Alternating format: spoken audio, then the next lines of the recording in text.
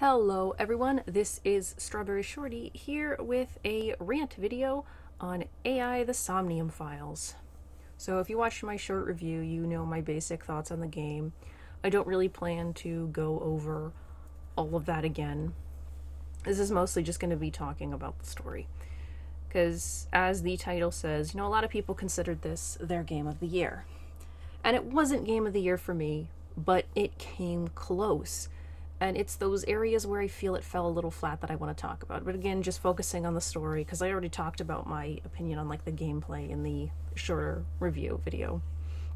So, just kind of starting at the end, the big reveal of who the killer is. I did not care for this. First of all, revealing the killer's motives and everything via a discussion, exposition, is not really enjoyable. And you have to sit through it twice because it happens on two different paths, and you just have to sit there listening to them explain to you in detail how they committed the crime or how they intended to commit the crime. And the killer is this character that, they're mentioned at one point, but you don't know them. And it's like, what's their motive? You stole my body. I didn't actually steal your body. You kind of stole my body. Well, you stole Rohan's body, but you decided for no discernible reason that you wanted to do this body swap thing. And then it's like, you're blaming me for this. But again, you initiated this. So it just kind of feels really, flat. And, especially since this is such a personal attack on Date, where he's going after the people close to him. Well, I'm not entirely sure where he killed Shoko. Nobody likes Shoko. But, anyway. So, I didn't like that. The only good thing I would say about that is the scene with Saito in Boss's body was pretty good, just because I think that her voice actress, Allegra Clark, was pretty much killing it. She did a really good job making Boss sound like a psychotic killer.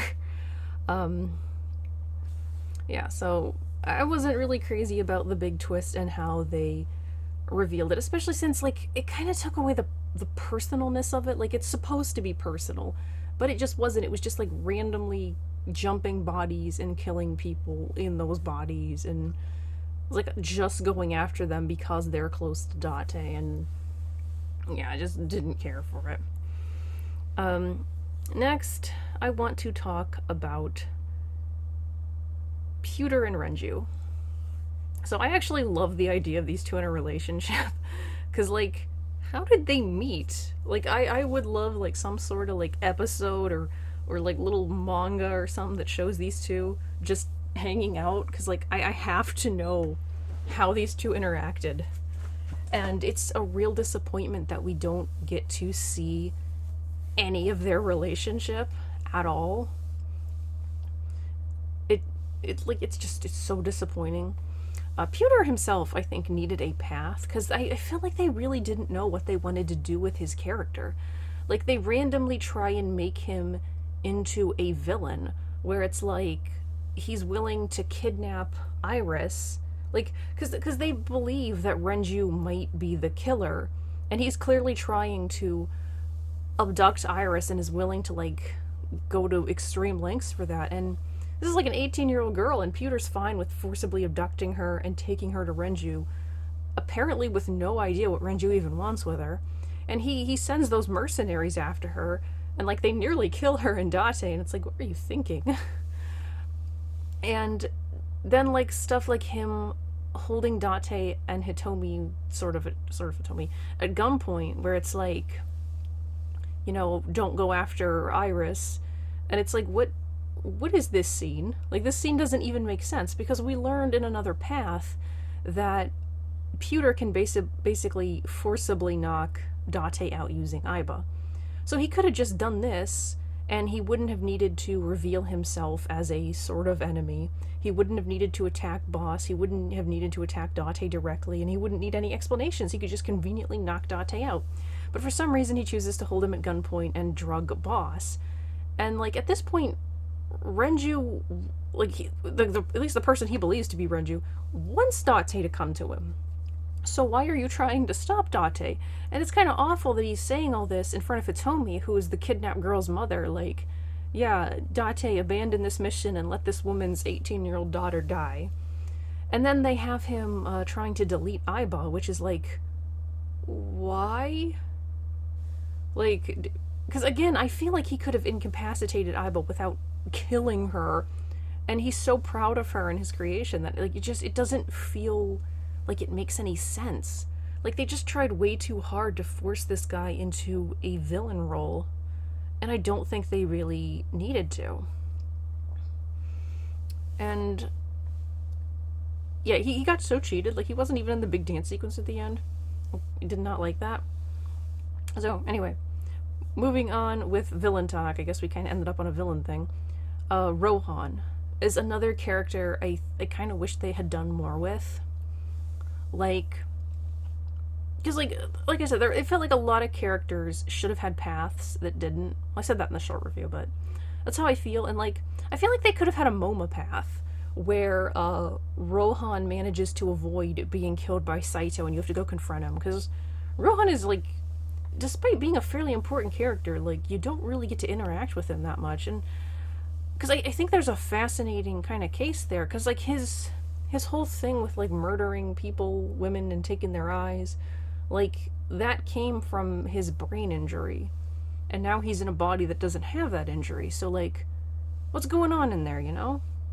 I'm very, very curious about that, and I just think it's kind of a bummer that never got like focused on. Well, since we're on villains, let's just have a brief aside about sort of villain Shoko Nadami. Probably one of the most hated characters in the game. I don't really like her either, because, you know, what she does to Mizuki isn't okay, and hearing how she talks to her. But I do kind of want to try and understand her character a little bit. Because, like, I'm not Japanese, I don't live in Japan, but I feel like there might be a certain pressure for, like, women to get married, to have kids, to be homemakers. And I don't think this was the life for Renju or Shoko. And so Shoko gets married, and she has a kid, whether intentionally or otherwise, and then she quits her job that she worked hard to get, that she likes, to care for a child. And Shoko doesn't know how to care for a child. Shoko has no idea what she's doing. And she gets annoyed with every little thing Mizuki does. And I'm sure, in all honesty, that all parents are annoyed with their kids sometimes, especially when they're little and they're crying all the time and you have to take care of them. But Shoko lashes out. Like, she could easily afford to hire a nanny, but she doesn't. Presumably, like, it's a pride thing. You know, like, mothers gotta raise their own kids or whatever. And Renju is not helping her out. He's never home. She's the one doing all of the childcare. And she doesn't basically get any kind of a break. And then when her husband comes home, like, he's either going out to drink or, honestly, he's probably working at home, let's be real. So, like, I feel there is some sympathy to be had for Shoko. Like, because we see her breaking down in the bar. And I don't think, like, what she did was wrong. And I don't think she was a good person, even outside of Mizuki. But, like I said, I just do think there's some sympathy to be had for her. I thought Renji was pretty sympathetic. Renji, I have so much to say about Renji. I'm going to save Renji for last. Yeah, so let's just talk about the true ending path. This is kind of going a bit randomly, but just kind of remembering as I go. So my big thing with the true ending path is that you basically have to neglect Mizuki. Like, it's all about Iris and Date's relationship with Iris, and like, when you get to a point where Oda is telling you, hey, Mizuki needs you, shape up, like, that's a sad day. And Date still doesn't do anything. Like, he has two different people telling him, like, Mizuki needs you, she needs support, and Date's just like, yeah, but Iris. And I did not care for that. And then it's, like, that whole ending, because that's also where Pewter is mostly doing his villain thing, and it starts to get, like, really repetitive. Like, oh no, there's Saito, we have to stop him. Oh, Saito's ran off and he's holding someone at gunpoint, and then we stop him, and then he's running off and he's holding someone else at gunpoint, and we have to stop him again. And just, yeah. So, before I move on to Renji, I wanna kind of address Like, one of the murder mystery type things about this game that I don't like, I never really felt like there were good suspects, if that makes any sense. Like, they have characters like the mermaid or the Yakuza goons, and like that's what they're known as. We never learn their names during the actual game. They're like hidden away in their bio entries. And because of that, I can't really think of them as suspects. Like, we don't learn their names, we don't really interact with them. Pretty much the only like minor NPC I think they could have made the killer was Kagami. But yeah, and then like most of the more important cast, again, is not really believable as the killer. Like, Mizuki's a bit too young, and the victims were her parents. And, you know, Mayumi, I can't believe they ever suspected Mayumi. Like, yeah, she put on that big polar bear costume that's twice her size to murder Iris.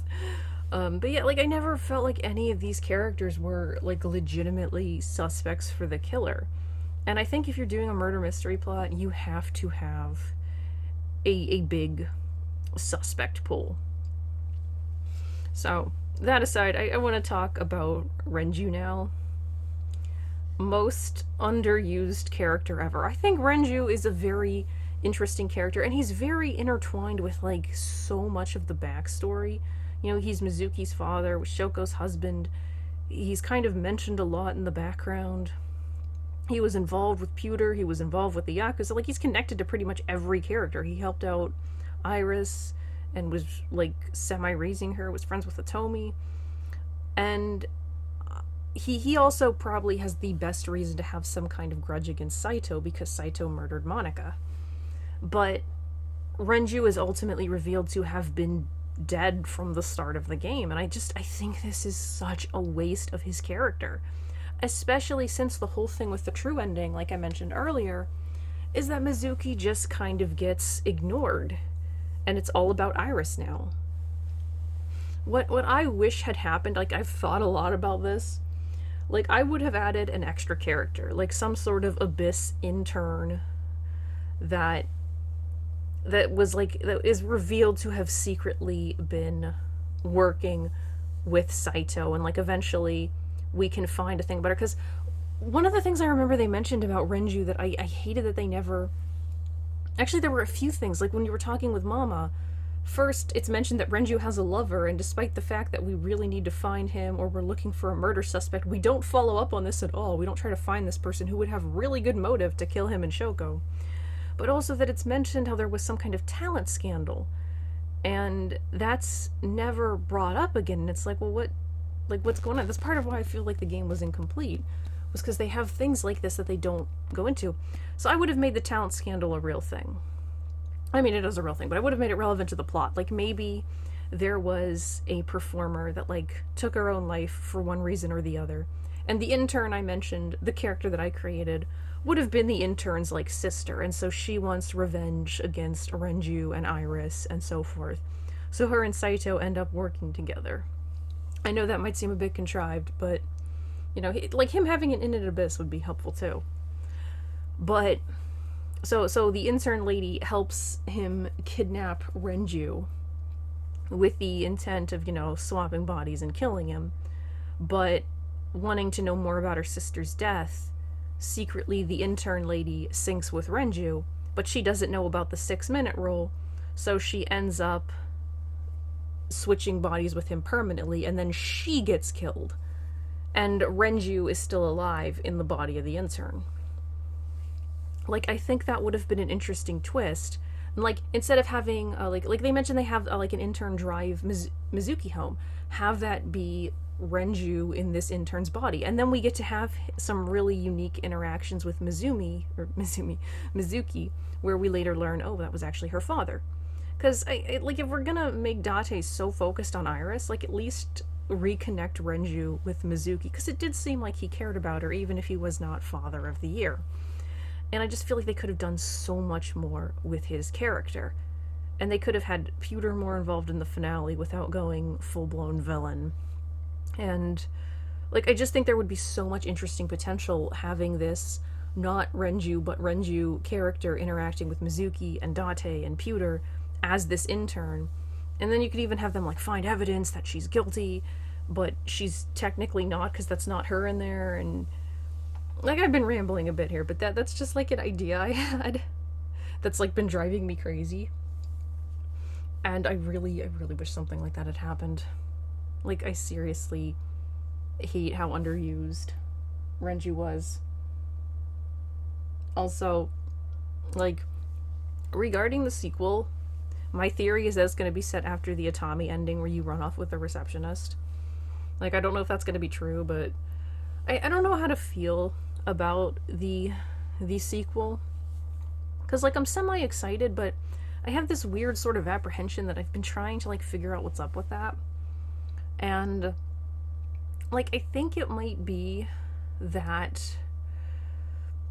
Because, like, first they've said that they're not going to spoil the first game, and it's like, how exactly are you going to pull that off? Like, I guess there's ways, but, like, I'm not sure if I even want that. Because, like, I kind of want to follow up with those characters, but, like, they could maybe make it work.